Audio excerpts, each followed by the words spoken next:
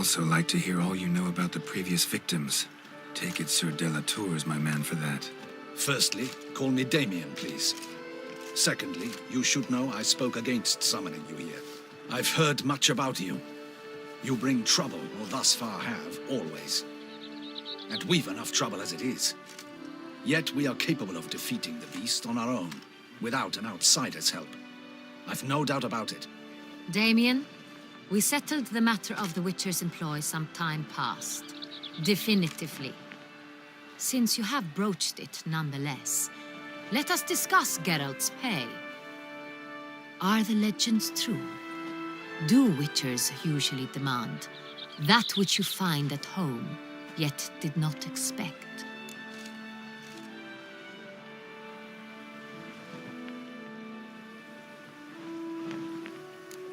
Not quite, Your Grace. Law of surprise, it's something we invoke at times, but rarely. Usually we just take gold. Disappointing. This law sounds rather romantic. On the other hand, on returning to the palace, we would likely find impatient petitioners or a set of sample fabrics for a new dress. Poor rewards, both. I fear you'd not have much use for any of the surprises we are likely to come upon. Thus, we've decided you shall receive the deed to a vineyard, Corvo Bianco, and a sum of coin. You will doubtless consider this adequate. Title to the vineyard shall be given to you at once. Surely you'll need lodgings while you hunt. The coin, however, will be yours only once you have slain the beast. Lovely, generous gesture, Your Grace. But Corvo Bianco, isn't it the Duchy's temporary morgue? Is it now? The Chancellery's bungled things again, we fear. Not to be left unsupervised for one instant. Yet, in its mood, a morgue should present minimal problems to a Witcher. What's more, nothing enhances a wine's reputation better than a grim legend. Thank you, Your Grace. I accept the contract, of course. But as I said before, I'll need some information.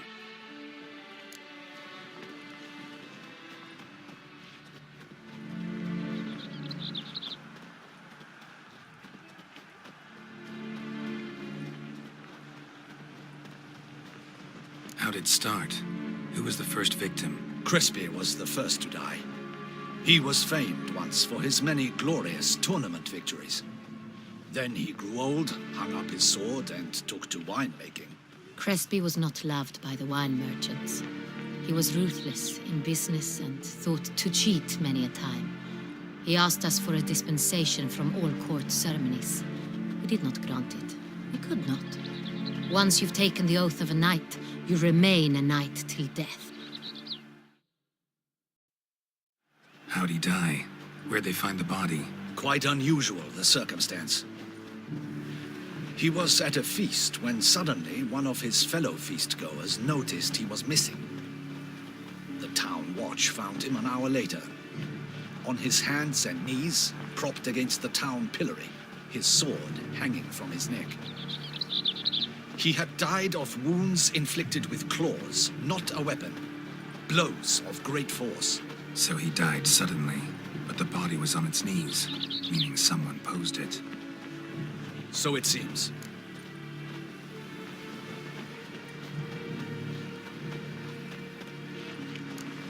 Second murder. Tell me what you know. In the city there are certain nooks. No one reasonable ventures there after dark. Ramon Dulac's corpse was found in one such place. With the first murder, terror gripped the city. Its inhabitants grew wary, kept to safe areas. Consequently, news of the second victim came to us from a group of concerned cut-purses. Criminals fear the beast? Telling in a way. Take it you've excluded the possibility that Ramon died at the hands of these bandits. Do you believe me an amateur? Not hands, but claws killed Ramon Dulac. The wound was deep, clean. His body was found in the gutter, dressed in nightshirt and cap, a pillow placed under his head, and his sword replaced by a bed warmer. Ramon Dulac, a knight who but a dozen years past was an advisor to our father, the Duke. Someone went to a lot of trouble to make him look ridiculous. Maybe revenge was the motive. It's not out of the question. Dulac had shady dealings with the criminal underworld, but no one ever came forth with concrete proof of any misdoings.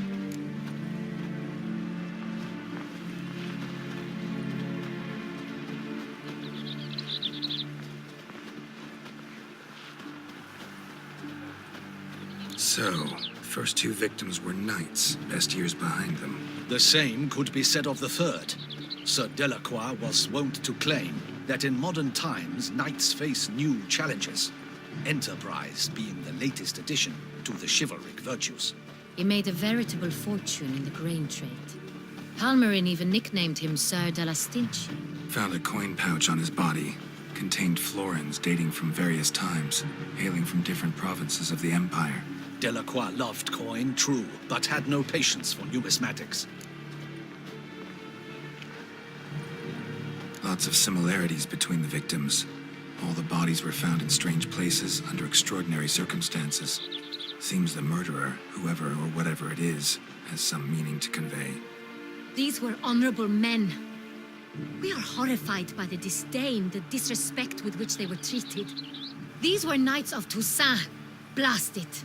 Might be the point. From what you say, none was a model of virtue. Ever considered that's what the beast's trying to draw attention to? All the murdered men were knights who swore fealty to the 5 chivalric virtues. And even if the Knights of Touissant swear fealty to what virtues exactly? honor, wisdom, generosity, valor, and compassion. Beast seems to be pointing up moral decay, denouncing it. Victims were all humiliated. Might have been murdered to emphasize their lack of specific chivalric virtues. Honor compromised by the pillory. Wisdom by ridicule. Generosity by a coin pouch shoved down a throat. It seems to fit, true, though not perfectly.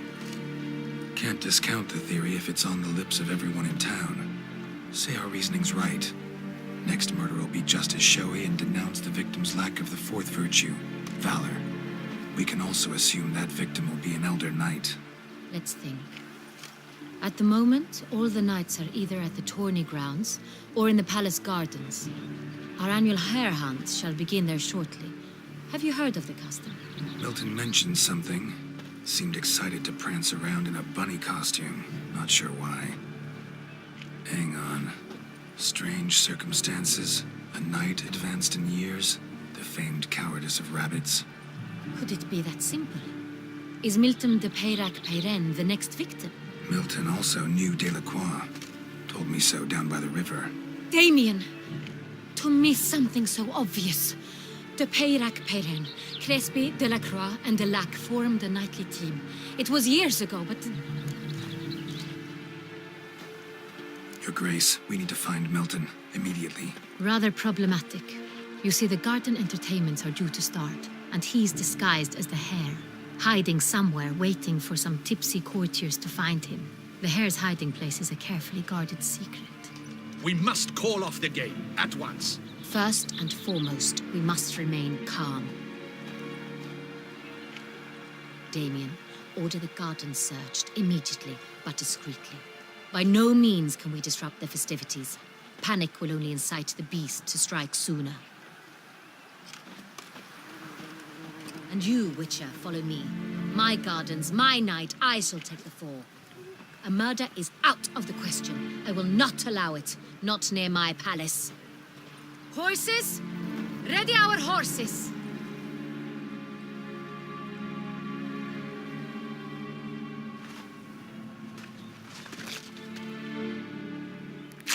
Your Grace!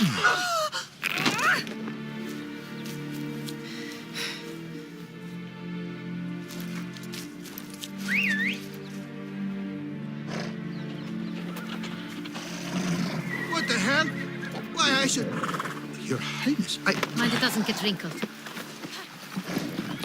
Onward!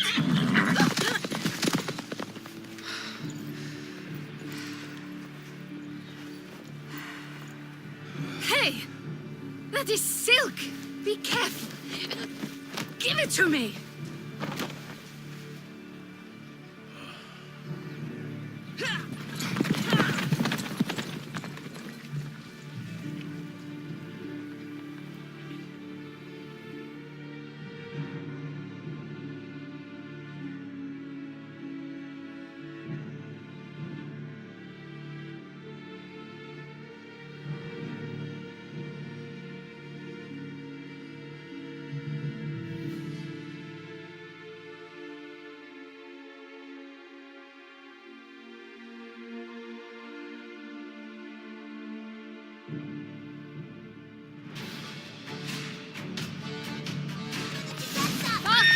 Seems right at home in a saddle.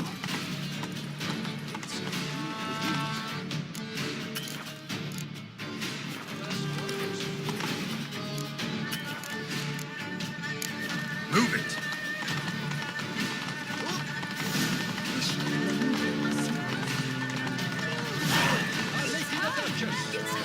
Clear a path!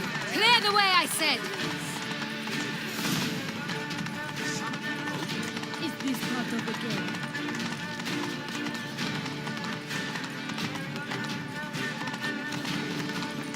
It's here! Just round the corner! Hurry.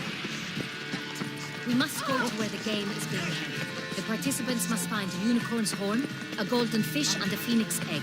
With these in hand, they can deduce where the hare, Milton, hides. Mean we need to find those things too.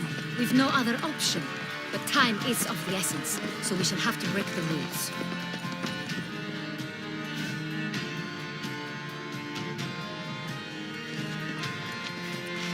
On second thought, through here.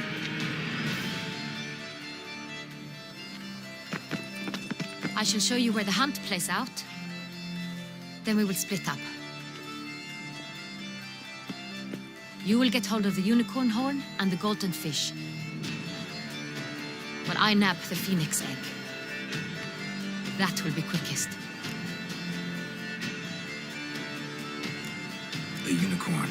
How do I catch it? It's terribly skittish, true, but I'm sure you will find a way to earn its trust. It runs around over there, look. Golden fish. Do I need a rod or a net? Please, Geralt. It's not a real fish. Look there, towards the water. See the lights? The hunters are trying to hook the fish from boats. You must simply dive in and find it.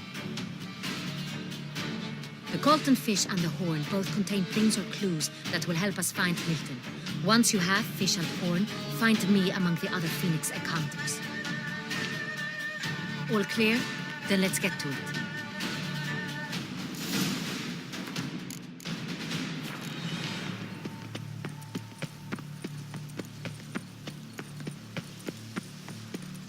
Fiorano of the 1290 vintage. I do encourage you to try it.